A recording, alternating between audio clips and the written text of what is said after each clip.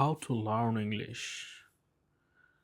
English শেখার জন্যে কিছু সঠিক পথ অবলম্বন করতে হয়, বা ইংরেজিতে কথা বলতে হলে আপনাকে সঠিকভাবে আপনাকে প্র্যাকটিস করতে হবে।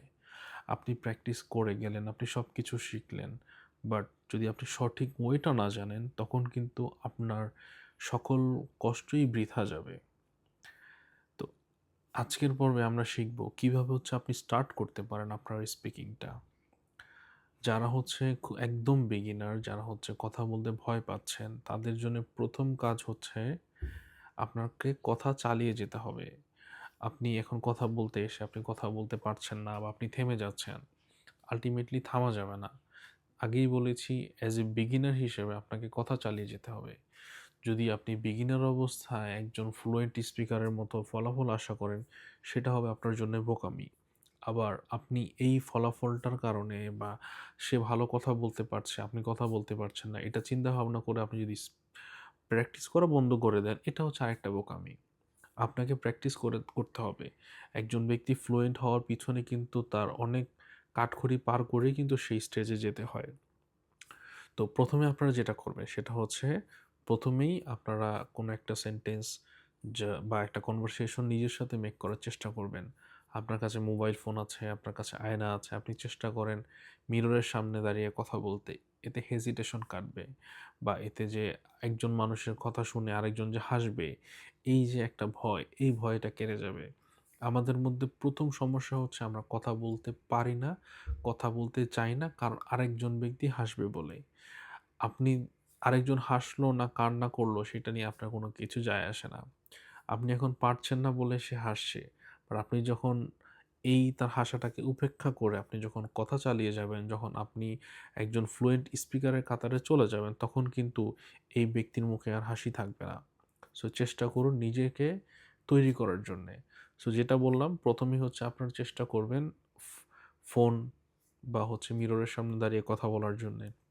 যখন আপনি কথা বলতে থাকবেন তখন দেখা যাবে যে আপনি অনেক ভুল ত্রুটি করছেন।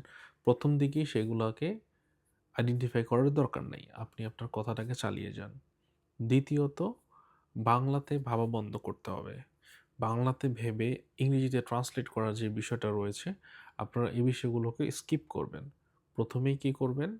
আপনি যেই জিনিসটাকে ভাবছেন সেটাকেই আইডেন্টিফাই এমনভাবে করতে হবে বা মার্কিং করতে হবে বা টার্গেট করতে হবে, আপনার আশেপাশে যে বস্তুগুলো রয়েছে সেই বস্তুগুলোকে টার্গেট করে সেগুলোর নামগুলো জেনে ফেলুন।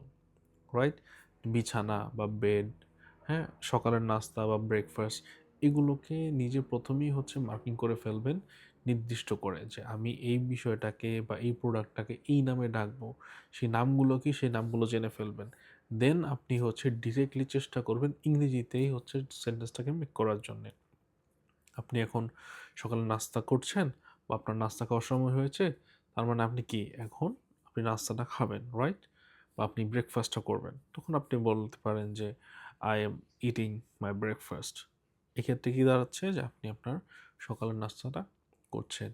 এভাবে করে প্রথমে যে স্টেপগুলো রয়েছে, আপনারা যারা বিগিনার রয়েছেন তারা এভাবে করে বেশ কয়েকদিন প্র্যাকটিস করুন, প্রতিদিন প্র্যাকটিস করুন। তখন দেখবেন যে আসলে আরেকজন হাসবে, এই বিষয়গুলো তখন আর আসবে না। উম এরপর ৩য় নাম্বার আপনি সারাদিনে যাই কিছু করছেন, যেটাই চোখের সামনে দেখছেন, সেটাকেই ইংরেজিতে ভাবার চেষ্টা করুন। ইংরেজিতে একটা সেন্টেন্স ক্রিয়েট করুন। আপনি বাসে যাচ্ছেন, বা আপনি গাড়িতে যাচ্ছেন, বা আপনি এখন ভার্সিটিতে যাচ্ছেন, বা আপনি এখন স্কুলে যাচ্ছেন। আপনি চিন্তা করুন এভাবে ভাবার যে, "I am going to school", right? Or "I am going to my class", or "I am playing". So এভাবে করে ভাবার চেষ্টা করুন। দেখবেন আস্তে, আস্তে ব্রেইন ইংরেজির সাথে অভ্যস্ত হয়ে যাবে।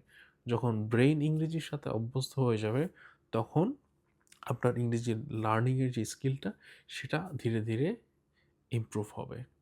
সো সবার জন্য শুভকামনা রইলো। আল্লাহ হাফেজ।